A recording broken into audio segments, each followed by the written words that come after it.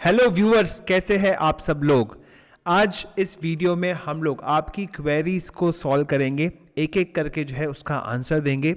कुछ 6 से 7 सवाल हम इसके अंदर में लेने वाले हैं। काफ़ी सारे कंसर्न्स हैं लोगों को अपने इन्वेस्टमेंट से रिलेटेड, एंड चैनल पे कुछ ना कुछ बातें आती रहती है, तो हो सकता है कि आपने कोई डिसीजन यहाँ पे लिया हो एंड चैनल पे चल रहे जो स्टॉक्स के बारे में हम लोग चर्चा करते हैं उसके रिस्पेक्ट में आपको कुछ पूछना हो तो वो भी चीज़ें बताएंगे, या फिर आप कहीं पर अटके हुए हैं तो वो भी चीज़ें हम यहाँ पर कवर करेंगे। सबसे पहले कैलाश चंद्र गर्ग जी कह रहे हैं, great analysis useful for the future prospects, thank you so much. इस वीडियो के अंदर में बेसिकली हमने बताया था कि अगले 2-3 साल तक कौन से स्टॉक्स चल सकते हैं। अगर आपने ये वीडियो नहीं देखा है तो बिल्कुल देखिए। एंड उसके बाद में संतोष पांडे जी कह रहे हैं कि please share your view on star health insurance HDFC life. तो स्टार हेल्थ इंश्योरेंस अभी कुछ समय पहले ही लिस्ट हुआ है, एक बार देख लेते हैं। जीरोधा पे मैं यहाँ पर चेक कर लेता हूँ उसका चार्ट स्ट्रक्चर क्या कहता है।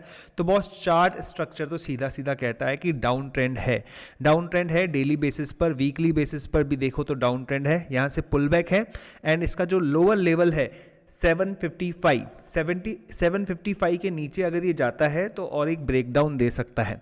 बट यहाँ आप देखेंगे बेसिकली, आप यहाँ पर देखेंगे जो अभी जिस हिसाब से गिरावट आई है इस वीक के अंदर में, हालांकि वीक का पहला ही दिन है, एक डेली बेसिस पर देख लेते एक बार, तो यहाँ पर गिरावट में वॉल्यूम बहुत ज़्यादा नहीं है। सो बेसिकली यहाँ पर ट्रेडिंग भी बहुत ज़्यादा होती नहीं होगी।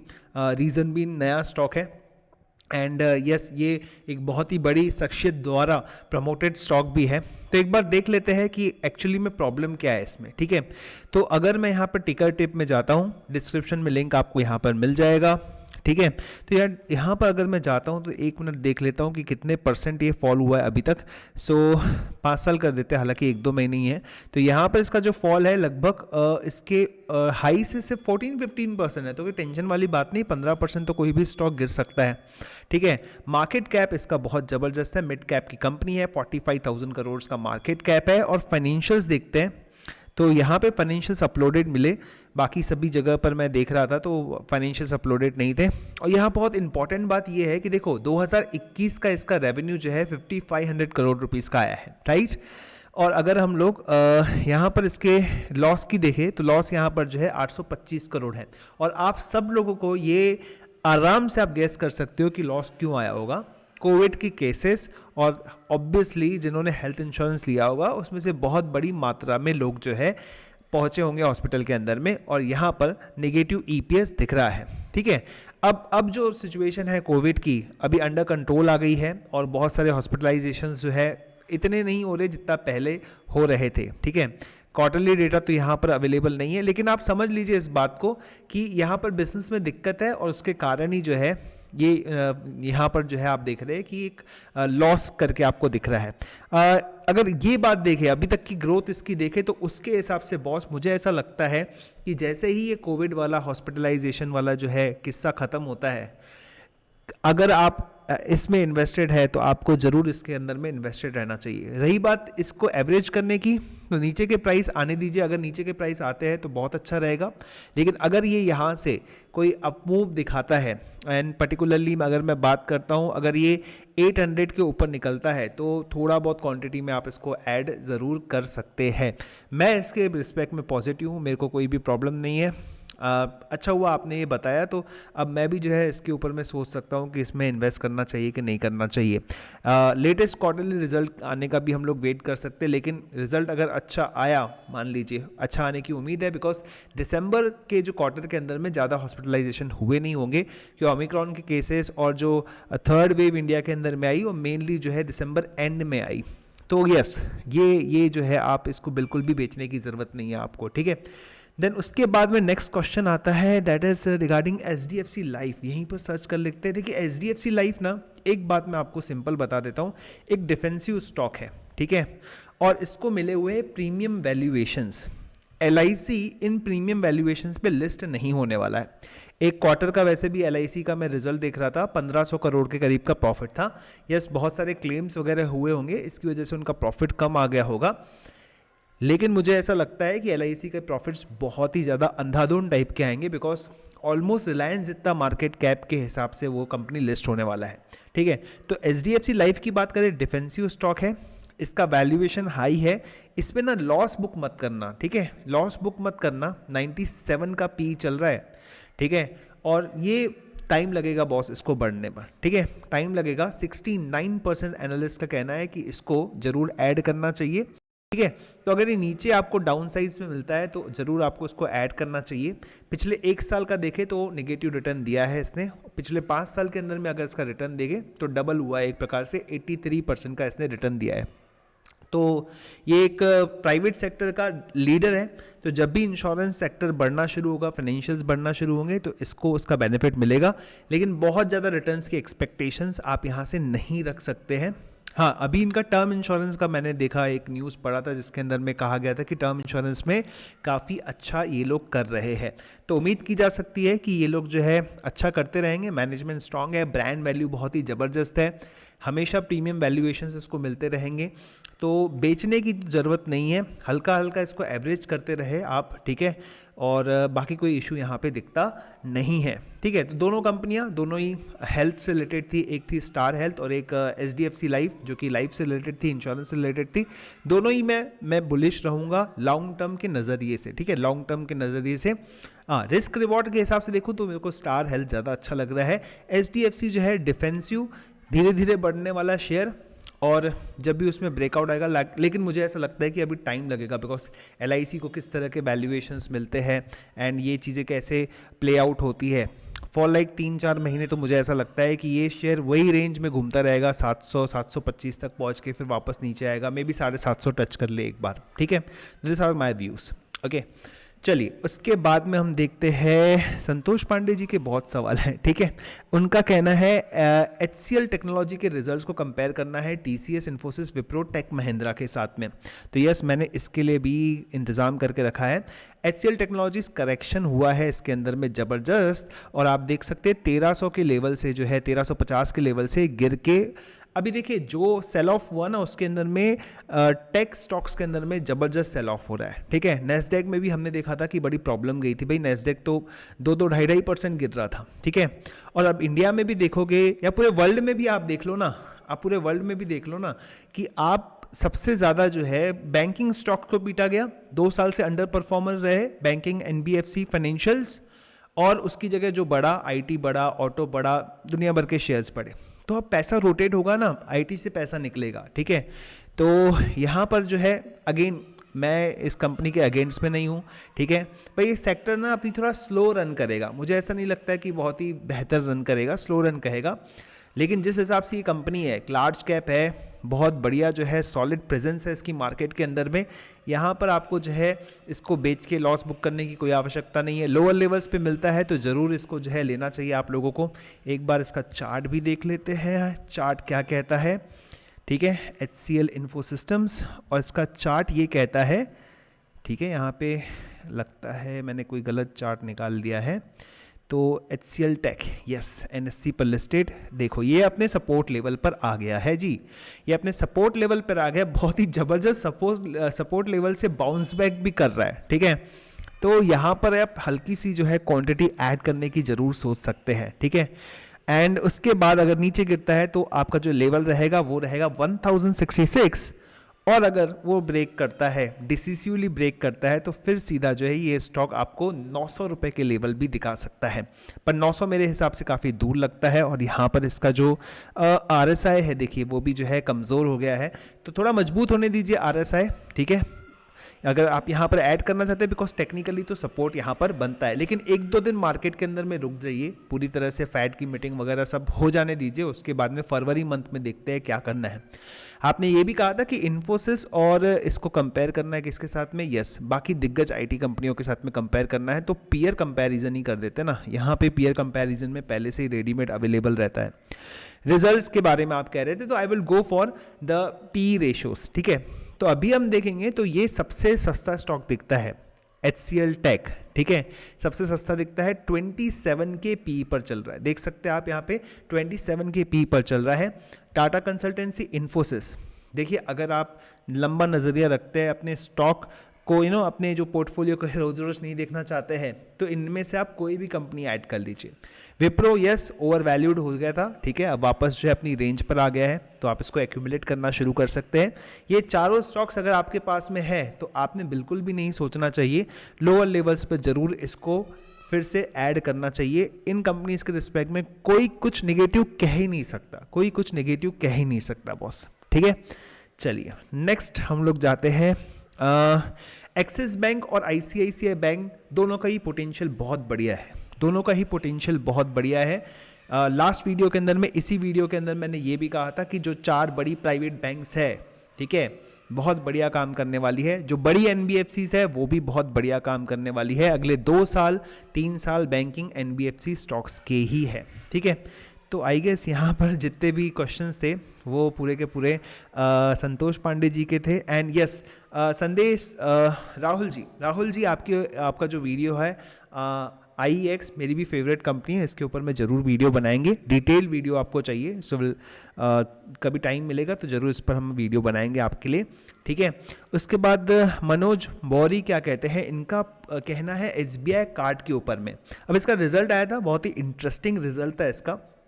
तो सबसे पहले प्राइस चेक कर देते हैं 850 और आज ये 4% बढ़ा है, ठीक है। काफ़ी दिनों की गिरावट के बाद में आज यहाँ पर सूरज उगा है, ठीक है। तो इसमें गिरावट बहुत ही ज़बरदस्त हुई है, पिछले 1 महीने के अंदर में 10% गिर गया है और इसने पूरे 1 साल के जितने भी जो भी रिटर्न्स थे उस सबको ख़त्म कर दिया है, ठीक है। और टेक्निकल लेवल देखिए यहाँ पर जो है 900 रुपये का उसको भी तोड़ दिया था, ठीक है। बेसिकली यहाँ क्या है, यहाँ पर एक थोड़ा ओवर वैल्यूएशन वाला कंसर्न है, दैट्स इट। मार्केट लीडर है ये 76,000 करोड़, नंबर 2 पर आती है HDFC बैंक के पास में 78 का पी यहाँ पर चल रहा है, यही कंसर्न है और कुछ भी नहीं है, ठीक है। मैं इसके रिजल्ट्स देख रहा था एंड आई वॉज क्वाइट मेरे को कहीं ना कहीं वो रिजल्ट्स अच्छे लगे थे, ठीक है। तो आप यहाँ पर देखोगे 9 मंथ्स के हिसाब से 28%, 9 मंथ्स के हिसाब से 28% का यहाँ पर प्रॉफिट में जंप देखने को मिला है, तो ये इम्प्रेसिव था। देन उसके बाद में इनका जो कैपिटल एडिक्वेसी रेशो था 9 मंथ्स के हिसाब से 53 बेसिस पॉइंट बढ़कर ये 24.2 पर रहा। तो ये कंपनी सॉलिड दिख रही है, यहाँ पर कंपनी सॉलिड दिख रही है। और जो इन्होंने कार्ड बांटे उसमें भी पिछले क्वार्टर के मुकाबले 5% जो है इन्होंने ज़्यादा कार्ड बांटे, तो ये सभी चीज़ें अच्छी दिख रही है इस कंपनी के अंदर में, नो डाउट अबाउट इट, ठीक है। और इनका जो प्रॉफिट था, इनका जो पैट था वो 386 करोड़ पर आ गया, ठीक है। पिछले क्वार्टर के अंदर में 345 करोड़ का है, तो एक बार वहाँ पर भी चले जाते हैं। ये रहा इनका, ठीक है। तो यहाँ पर आप देखेंगे 386 और जो 345 था, तो ये फेस्टिव सीजन के अंदर में हालांकि उम्मीद ज़्यादा थी यहाँ पर जो है प्रॉफिट्स की, लेकिन यहाँ पर उन्होंने जो है अपना प्रोविज़न भी बढ़ाया है, ठीक है। बाकी सभी आप देखेंगे प्रोविज़न रिवर्सल्स की वजह से जो है चीज़ें संभल गई काफ़ी सारे फाइनेंशियल कंपनीज़ के अंदर में, लेकिन यहाँ पर आप देखेंगे प्रोविज़न उन्होंने बढ़ाया है। यहाँ पर उनकी इनकम बढ़ी है और इसके साथ में जो है उनका ऑपरेटिंग कॉस्ट बढ़ा है, ठीक है। इनकम बढ़ी है, ठीक है, ऑपरेटिंग कॉस्ट भी बढ़ा है। और आपको पता है ऑपरेटिंग कॉस्ट क्यों बढ़ा होगा, बिकॉज देखिए अब एम्प्लॉयज़ को जो है कंपनसेट करना पड़ेगा, बिकॉज वो बाहर निकल रहे हैं, यानी लोगों से बात कर रहे हैं, वर्क फ्रॉम होम भी चल रहा है, तो यहाँ पर बड़ा है। एंड लेकिन जो बहुत ही अच्छी बात है इस बार के रिजल्ट्स के अंदर में, जो 4.5% पे इनका ग्रॉस एनपीए पहुंच गया था, आज आप देखिए 2.4 पर पहुंचा है। और पिछले क्वार्टर के कंपेयर में भी आप देखोगे काफ़ी अच्छी खासी गिरावट इनके ग्रॉस एनपीएस में आई है। नेट एनपीएस की बात करें तो 1% से नीचे आ गई। जिस दिन ये आधे % के नीचे आ जाएगी ये स्टॉक वापस से 1100 पर पहुंच जाएगा। तो I am positive about it. हालांकि वैल्यूएशंस का कंसर्न है, लेकिन अभी ये वाला जो रेट है ये आपको फिर से मिलेगा क्या, इसकी संभावनाएं कम है। एक और दिन जो है इसको दीजिए, कंफर्मेशन कैंडल मिल जाता है, फेड की मीटिंग आ जाती है, थर्सडे को जो है बहुत सारी चीज़ें क्लियर हो जाएगी इसके अंदर में, ठीक है। चलिए उसके बाद में देखते हैं बंधन बैंक। बंधन बैंक का रिजल्ट मैं देख रहा था, बंधन बैंक यहाँ पे टाइप कर देते हैं बंधन बैंक, ठीक है। इसका लास्ट क्वार्टर का मेरे ख्याल से सितंबर क्वार्टर के अंदर में 3000 करोड़ रुपीस का लॉस था। एंड मैं सोच रहा था कि इसमें बड़ा ब्रेकडाउन होगा, लेकिन नहीं हुआ।